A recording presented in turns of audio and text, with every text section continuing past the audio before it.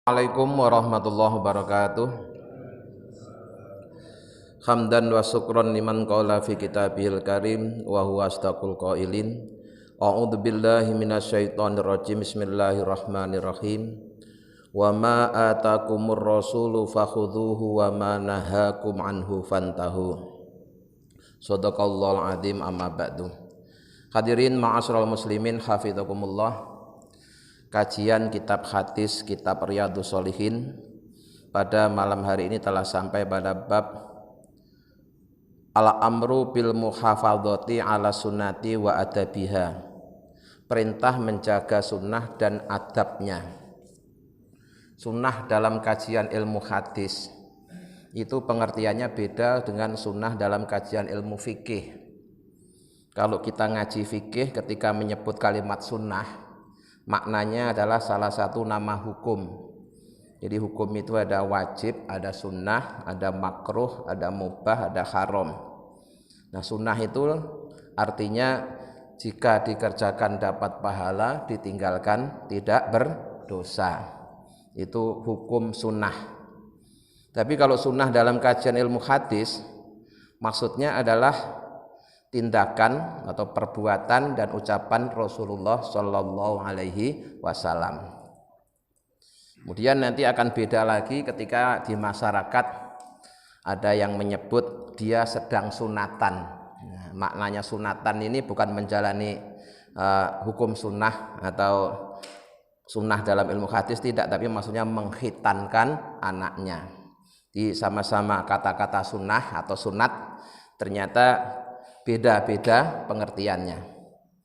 Nah, malam ini karena kajian hadis, maka makna sunnah adalah perbuatan, ucapan dan ketetapan baginda Rasulullah Shallallahu Alaihi Wasallam. Kita sebagai umatnya diperintahkan untuk menjaga, memelihara dan mengamalkannya.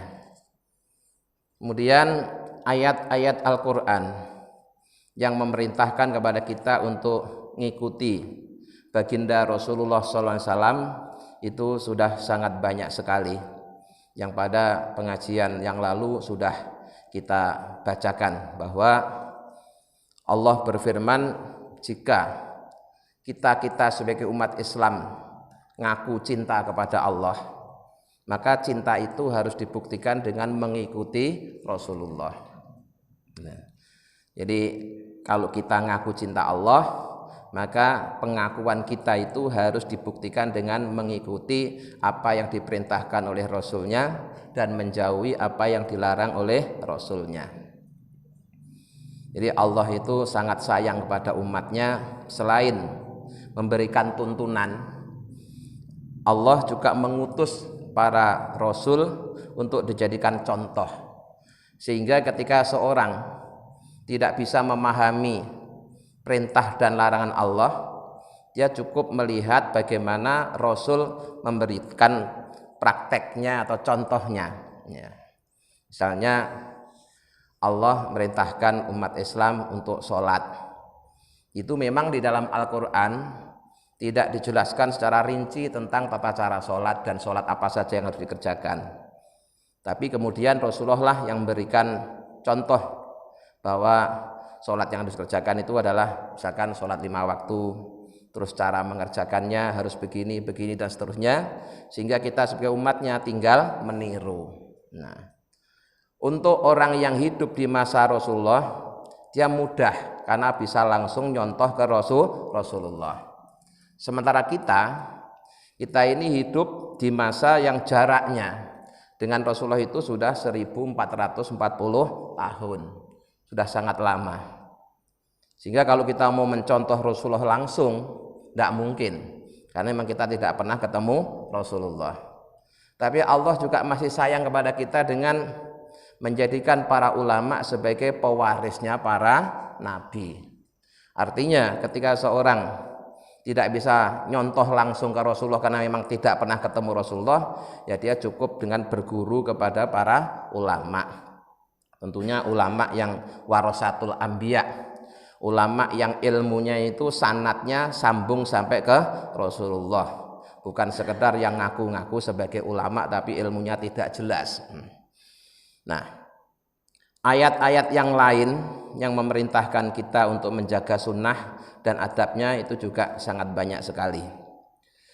Pada malam hari ini akan langsung saya bacakan hadis yang pertama. An Abi Hurairah radhiyallahu anhu. Diriwayatkan dari Abi Hurairah, semoga Allah selalu meridhoinya.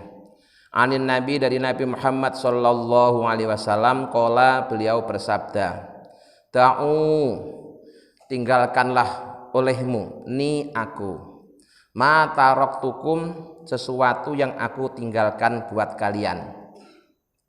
Sampai di sini ini makna hadis tadi adalah Rasulullah menganjurkan kepada kita sebagai umatnya untuk tidak menanyakan sesuatu yang oleh Rasulullah sengaja tidak dijelaskan.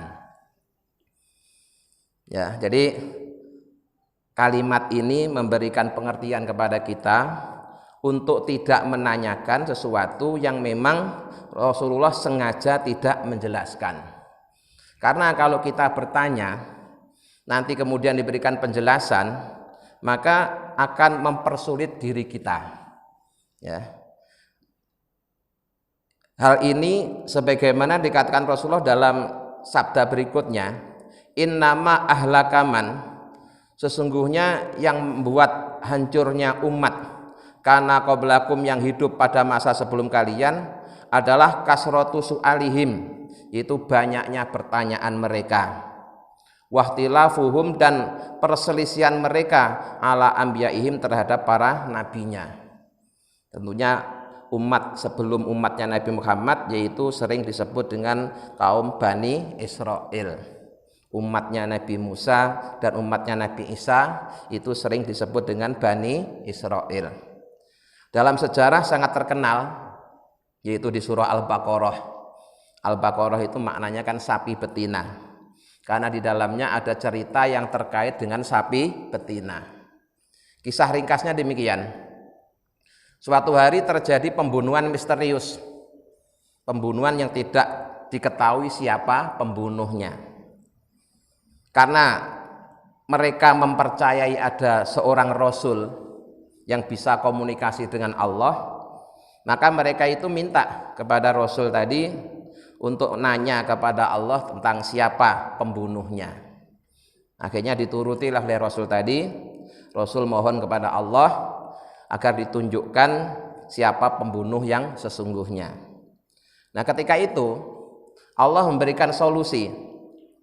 Jika kalian ingin tahu siapa pembunuhnya, maka carilah sapi kemudian sembelihlah. Kalimatnya itu cuma begitu, cari sapi, sembelihlah. Seandainya mereka langsung nyari sapi kemudian disembelih cukup sah. Tapi rupanya Bani Israel ini banyak pertanyaan. Ya, sapi yang bagaimana? Oh, yang harus begini. Lalu yang usianya berapa? Oh, usianya begini. Yang warnanya apa? Warnanya begini, seterusnya. Sehingga semakin banyak pertanyaan, semakin sulit ya nyari sapi yang sesuai dengan ciri-ciri yang disebutkan. Ini kisah diabadikan dalam surah Al-Baqarah. Nanti Bapak Ibu bisa baca sendiri itu, ya, lewat terjemahnya. Jadi banyak bertanya itu tidak mesti baik. Justru banyak bertanya itu kadang-kadang membuat semakin sulit. Perintah dan larangan jika sudah dipahami, laksanakan, pasti benar. Tapi ketika orang itu malah bertanya secara mendetail, akhirnya malah semakin sulit.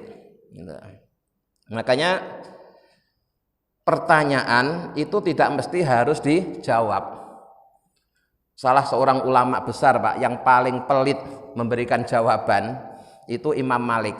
Ya, Imam Malik itu kalau dikasih pertanyaan itu tidak mesti dijawab.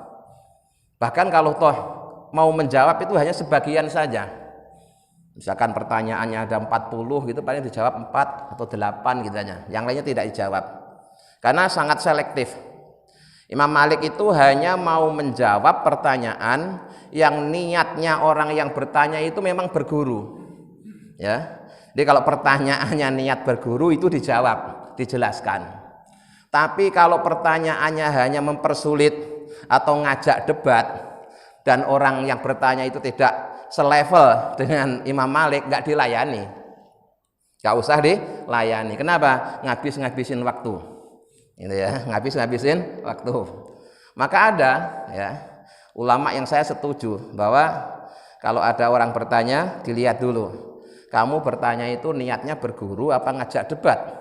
Kalau berguru, saya jawab, saya jelaskan.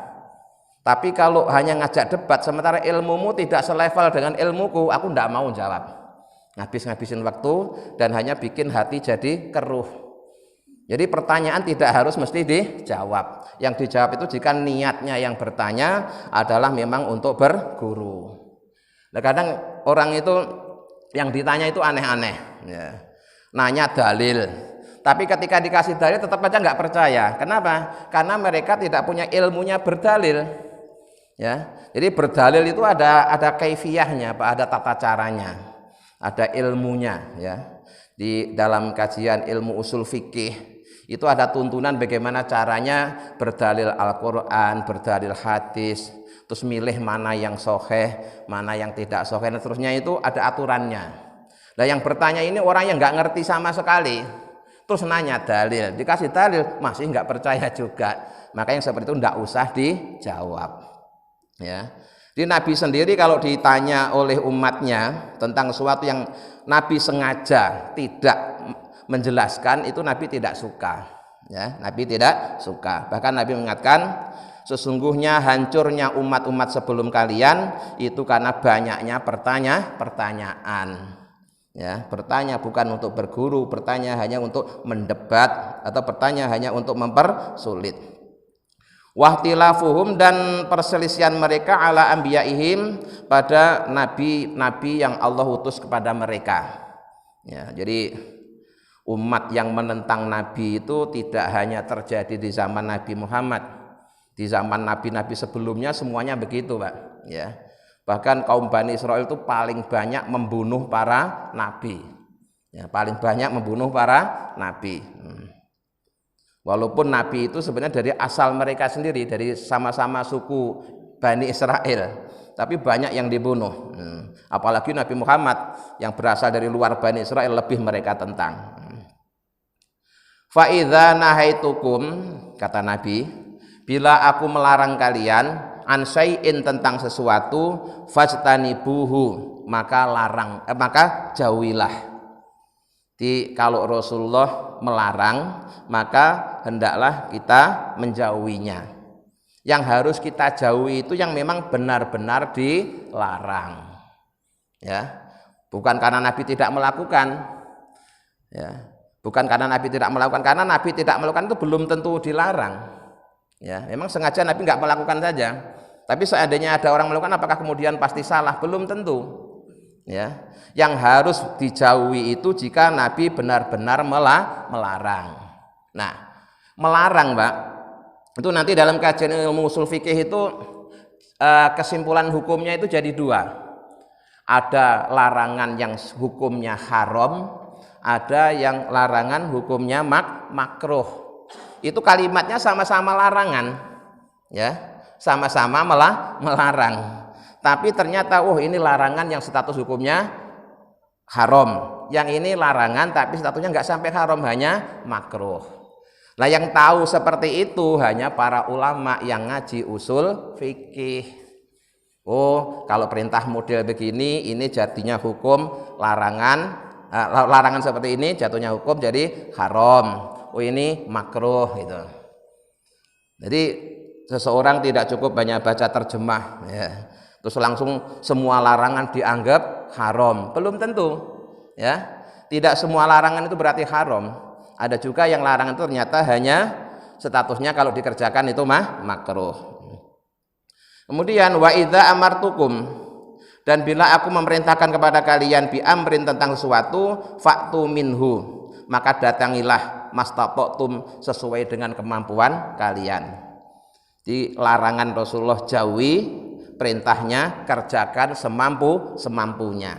Nah, perintah itu nanti juga jadinya kesimpulan hukum ada dua, ada perintah wajib, ada perintah sunnah. Nah, ini kalau enggak ngerti ilmu bahasa, tidak ngerti usul fikih, ya bingung, nggak bisa membedakan antara perintah wajib dengan perintah sunnah. Nah kalau kita sudah menyadari tidak bisa membedakan, ya ikut ulama saja. Nggak usah terus kemudian ngeyel mau memahami sendiri. Nanti malah banyak kelirunya nanti ya. Perintah wajib dianggap sunnah atau sebaliknya perintah sunnah dianggap wajib. Nah, jadi sekali lagi tidak semudah yang kita bayangkan untuk bisa memahami perintah dan larangan. Makanya sekali lagi ya, Allah sudah mengutus Rasul. Setelah Rasul itu tugasnya selesai, Allah mengganti dengan para pewarisnya, yaitu para ulama. Untuk orang yang hidup di zaman Rasul, ketika ada perintah dan dia belum paham tentang perintah itu, dia bisa langsung melihat bagaimana Rasulullah mempraktekkannya. Nah, kemudian untuk umat yang hidup setelah para Rasul, hidup di zaman para ulama, ya kita tinggal meniru dan mengikuti apa yang diajarkan oleh para ulama. Karena kalau kita mau memahami sendiri, karena kita tidak memenuhi syarat ilmu untuk bisa memahami, ya pasti akan keliru. Maka lebih baik ikut.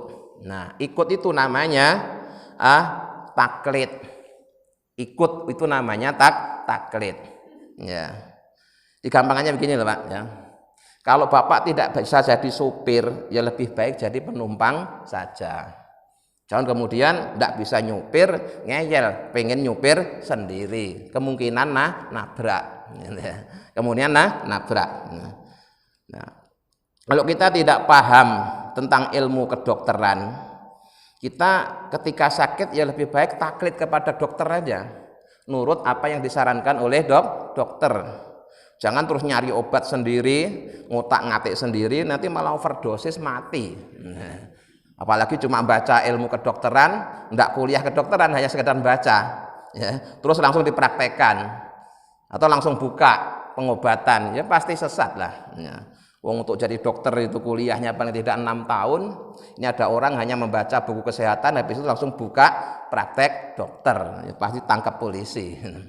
Nah itu untuk dokter aja begitu, untuk ilmu agama juga begitu Pak. Ya, untuk memahami ilmu agama itu ya harus dari tahapan yang paling rendah. Ya, mulai belajar membaca dengan benar, belajar bahasa Arab, shorob, nahwu, balaghah, mantek, usul fikih gitu. Baru nanti terus pengantar ilmu tafsir, pengantar ilmu hadis dan seterusnya, baru sampai nanti caranya berdalil, itu baru nanti bisa praktek. Nah, ini baru kursus seminggu udah langsung berfatwa. Nah, akhirnya fatwanya jadi ngawur. Nah, jadi pertama ya, untuk hal-hal yang Rasulullah sengaja tidak jelaskan, Rasulullah menganjurkan kita tidak perlu menanyakan. Bisa jadi itu merupakan kemurahan dari Allah. Karena nanti kalau kalian bertanya dengan detail, justru malah semakin sulit. Nah, yang kedua, Nabi mengingatkan bahwa dulu ya Bani Israel atau umat-umat sebelum kalian itu hancur, rusak karena pertama mereka banyak bertanya, tapi pertanyaan itu bukan tujuannya untuk paham ya. Mereka banyak bertanya hanya sekedar untuk mempersulit. Buktinya ketika sudah paham mereka tetap tidak mau menerimanya. Kemudian apa yang Rasulullah larang jauhilah, baik itu larangan haram maupun larangan makruh. Sebaliknya apa yang Rasul perintahkan kerjakan, baik itu yang wajib maupun yang sunnah. Cuma bedanya kan kalau yang wajib itu kalau ditinggalkan berdosa, tapi kalau yang sunnah tidak. Kalau yang haram tadi itu kalau dikerjakan berdosa, ditinggalkan dapat pahala. Tapi kalau makruh ditinggalkan baik ya, dikerjakan tidak sampai dosa, hanya tidak disukai gitu. Nah, muttafaqun alaihi.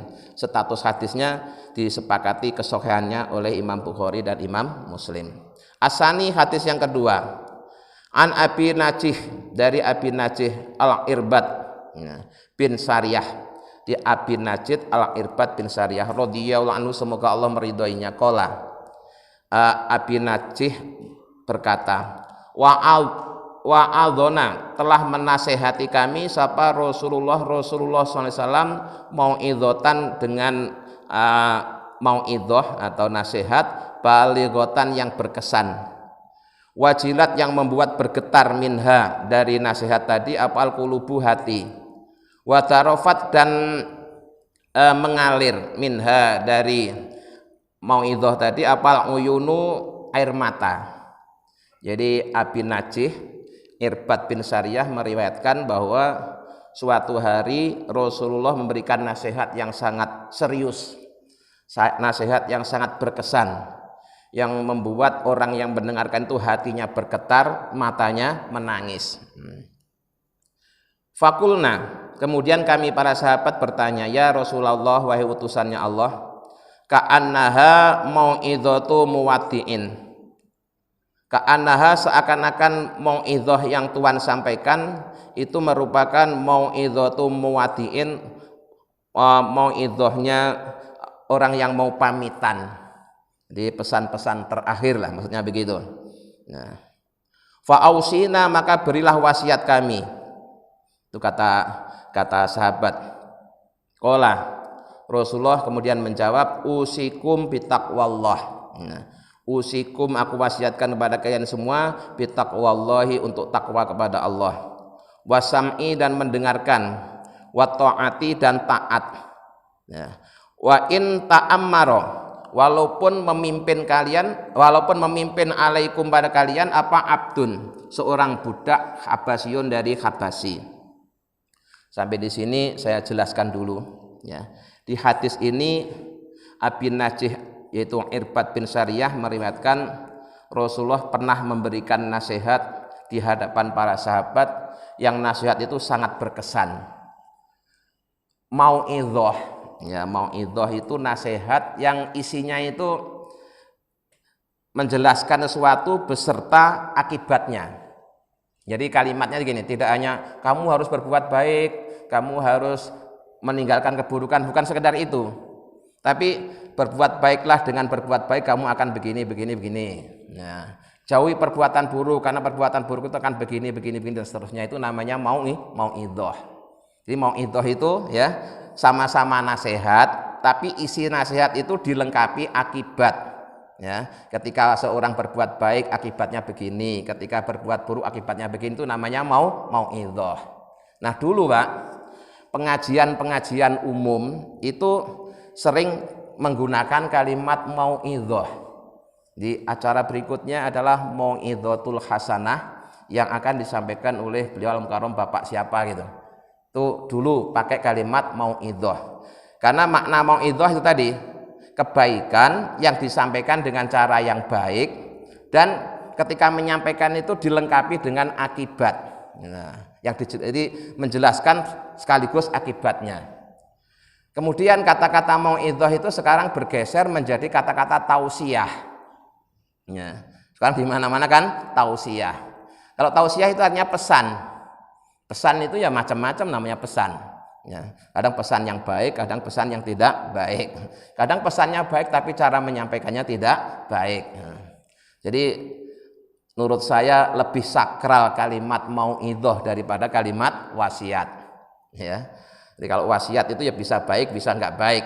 Tapi kalau mau'idhah itu identik dengan kebaikan. Di Rasulullah pernah memberikan mau'idhah yang sangat berkesan sampai hati para sahabat yang mendengarkan itu bergetar mendengar nasihat itu.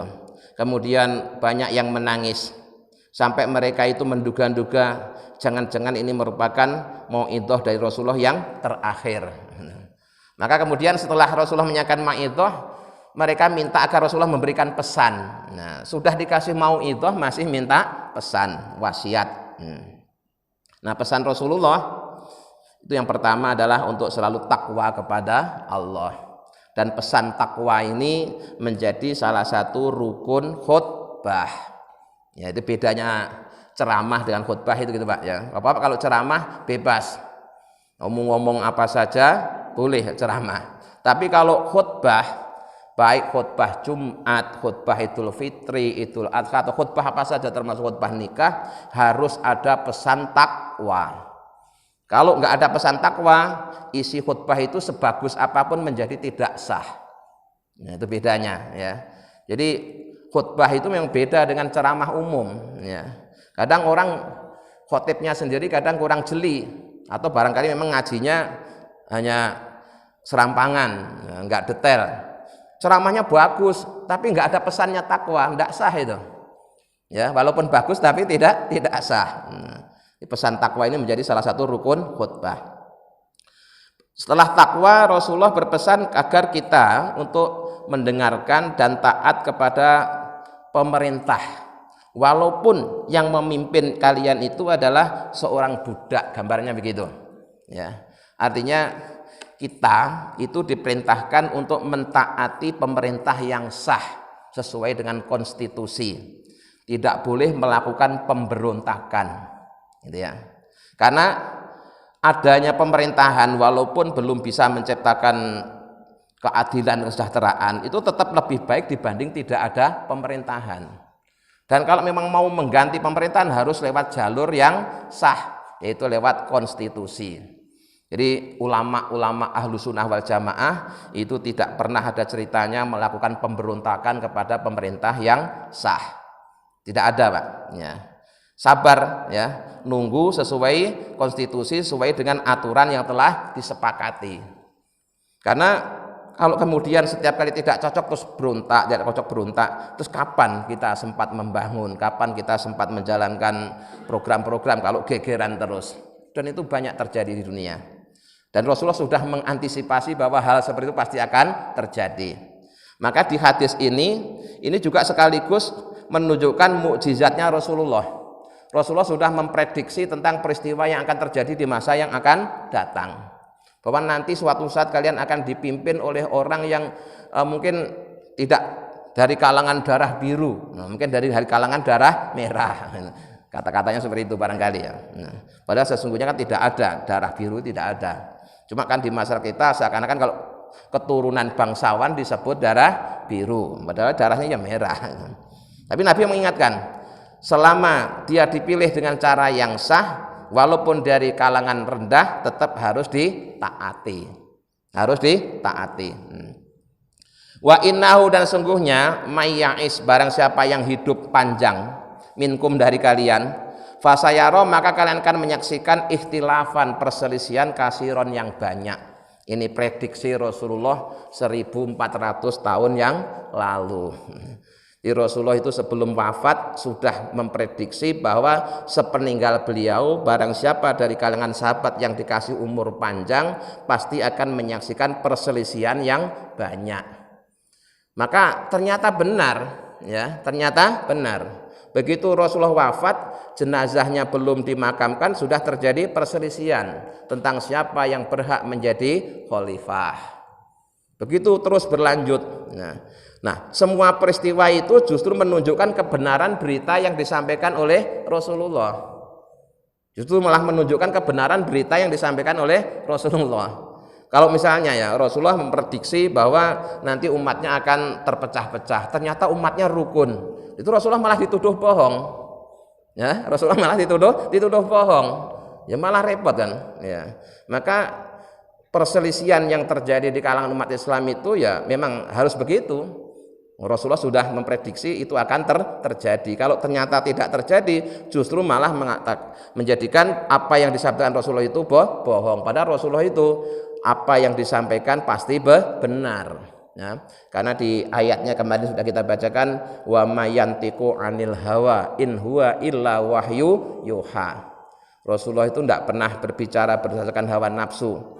Apa yang beliau sampaikan itu berdasarkan wahyu dari Allah. Baik atau buruk disampaikan Rasulullah pasti benar-benarnya.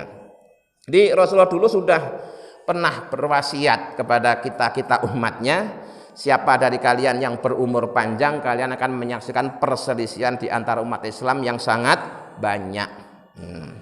Terus pesan Rasulullah, kalau sudah terjadi perselisihan itu apa yang harus kita lakukan? Fa'alaikum, maka hendaklah kalian berpegang teguh bisunnati dengan sunnahku. Ya, sunnahnya Rasulullah, wa sunnati khulafair rasyidin, dan sunnahnya para penggantiku yang mendapat petunjuk, ya, Rasyidin al-Mahdiyin, dan dapat bimbingan, ya. Jadi Rasulullah sudah memprediksi sepeninggal beliau nanti akan ada perselisihan yang sangat banyak di kalangan umat Islam. Maka Rasulullah berpesan ketika sudah terjadi perselisihan, hendaklah kalian selalu berpegang teguh pada sunnahnya Rasulullah dan sunnahnya para khulafa'ur rasyidin. Jadi pesannya dua Pak, sunnah yang harus kita pegang itu. Pertama sunnahnya Rasulullah sendiri, yang kedua sunnahnya para khulafa atau para pengganti Rasulullah. Sehingga kalau misalnya kita dalam satu amalan nggak ngikuti Rasulullah tapi ngikuti Abu Bakar, boleh. Karena Rasulullah menyuruh kita, ya, kamu boleh ikut aku, boleh ikut penggantiku. Abu Bakar kan termasuk penggantinya. Nah, maka banyak Pak amalan-amalan sunnah yang biasa kita lakukan itu ternyata bukan amalan Rasulullah langsung, tapi ada amalannya Abu Bakar, amalannya Umar, amalannya Utsman, amalannya Sayyidina Ali, amalannya sahabat Bilal, begitu, ya. Yang bisa jadi memang sedikit beda tapi dibenarkan oleh Rasulullah ketika kita ngikuti sahabat, karena yang nyuruh ikut sahabat itu juga Rasulullah, ya. Sering kan kita dapat penjelasan tentang perbedaan antara Abu Bakar dan Umar, ya. Itu hal yang wajar, kita boleh mau ikut Abu Bakar ya benar, ikut Umar ya benar. Kenapa? Kedua-duanya dapat jaminan dari Rasulullah. Pesannya abdu, berpegang teguhlah atau gigitlah alaiha sunnahku dan sunnahnya khulafaur rasyidin, ya, bin nawajiti dengan gigi taring atau gigi geraham, ya, gigi yang paling kuat. Jadi kita disuruh berpegang teguh pada sunnah Rasulullah dan sunnah para sahabatnya, dan disuruh menggigit, nah, dengan gigi yang paling kuat. Nah, gambarnya begitu. Kalau digigit dengan gigi depan mungkin masih gampang lepas, ini digigit dengan gigi yang sangat kuat. Gambarannya kalimat seperti itu. Kemudian Rasulullah pesan lagi, wa iyyakum wa muhdatsatil umuri, dan jauhilah olehmu mengada-adakan perkara yang baru. Ya, perkara yang baru yang orang kemudian sering mempopulerkan dengan kalimat bid'ah.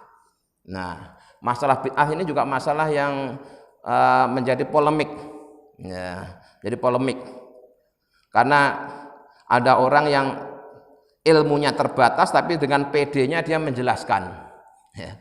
Contohnya gini, contoh ilmu cepat tapi semangat. Pokoknya bid'ah itu kalau Rasulullah nggak melakukan ya bid'ah, itu kan ngawur itu. Nah, tapi orang yang dengerin percaya, pokoknya kalau Rasulullah nggak melakukan berarti bid'ah. Itu definisi yang ngawur itu. Ya, karena banyak perbuatan-perbuatan Rasulullah tidak melakukan tapi sahabat melakukan. Apa terus sahabat bid'ah? Wah, mati malah kacau lagi. Gitu. Ya, jadi nggak semudah itu. Nah, nggak semudah itu. Jadi nanti ya dirinci lagi, ya. Ini bid'ah yang terkait dengan ibadah, bid'ah yang terkait dengan muamalah, gitu. Terus mana bid'ah yang boleh dilakukan, mana yang tidak, itu nanti banyak Pak penjelasannya, gitu. Ya. Jadi jangan serampangan, gitu. Jangan serampangan. Jadi harus belajar dengan teliti, detail, gitu. Jadi tidak gampang-gampang menyalahkan orang lain. Fa inna kulla bid'atin dolalatun. Teks hadis ini kalau diterjemahkan apa adanya, ya, maka sesungguhnya setiap bid'ah itu adalah sesat. Nah, kalimat ini Pak, kalau seseorang tidak belajar dari ulama itu sangat berbahaya. Pokoknya semua bid'ah itu sesat, semua yang Nabi tidak melakukan sesat, dan setiap sesat masuk neraka. Selalu begitu kan yang sering kita dengar. Padahal kalimat kulla bid'atin itu, ya, itu dalam pemahaman para ulama usul fikih itu ada satu kalimat yang tidak disebutkan. Tidak disebutkan kenapa? Karena sudah maklum, ya. Jadi kalimat yang tidak disebutkan itu begini, fa inna kulla bid'atin sayyi'atin dolalatun. Karena sesungguhnya setiap bid'ah yang buruk itu sesat.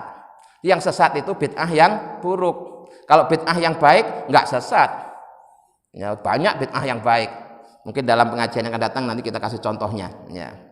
Nah, ulama berpendapat seperti itu juga berdasarkan firman Allah dalam surah Al-Kahfi, ya. Itu ada kalimat yang mirip, Pak, ya. Kalau di hadis tadi kan kula bid'atin, kalau di Al-Qur'an itu kula safinatin di surah Al-Kahfi, ya. Ceritanya ketika Nabi Musa berguru pada Nabi Khidir, kan naik perahu, numpang perahunya nelayan. Nah, perahu itu pada mulanya bagus, tapi kemudian oleh Nabi Khidir perahu itu dirusak. Nah, setelah ditanyakan oleh Nabi Musa apa alasannya Nabi Khidir merusak perahu yang bagus, itu Nabi Khidir memberikan penjelasan, wa kana wara'ahum maliku ya'khudhu kulla safinatin ghusba. Karena kita akan bertemu dengan perampok atau bajak laut yang mereka akan merampok setiap perahu. Mereka akan merampok setiap perahu. Nah, kalimatnya begitu aja. Tapi dalam pemahaman ulama, yang dirampok itu adalah perahu yang baik. Makanya perahu yang baik dirusak supaya tidak dirampok. Tapi kalimatnya tidak disebutkan, Pak. Ya, hanya kula safinatin, setiap perahu. Tapi maknanya setiap perahu itu setiap perahu yang baik. Ya, karena kan kenyataannya rampok, kalau ngerampok kan pasti yang dirampok kan yang bagus. Kalau rusak ngapain dirampok? Buat apa udah rusak? Nah, itu. Tapi kalimatnya safinatin hasanatin tidak disebutkan. Kenapa kalau tidak disebutkan? Sudah maklum. Umumnya di mana-mana ngerampok itu yang dirampok barang yang bagus, tidak mungkin ngerampok barang yang jelek. Makanya ini perahu yang bagus dibuat jelek supaya tidak dirampok, gitulah. Nah, di kalimat kula bid'atin tadi juga begitu. Setiap bid'ah itu sesat, itu maksudnya bid'ah yang buruk, bid'ah yang jelek. Kalau bid'ah yang baik ya tidak sesat, itu maknanya. Nah, pemahaman seperti ini kalau tidak lewat ulama tidak bakalan ngerti. Makanya kita penting ngaji itu pada ulama atau muridnya ulama lah, ya, yang ilmunya dari ulama, supaya nggak gampang-gampang menyalahkan orang lain. Saya kira malam ini sampai di sini dulu. Insya Allah nanti kita lanjutkan pada pengajian yang akan datang. Assalamualaikum warahmatullahi wabarakatuh.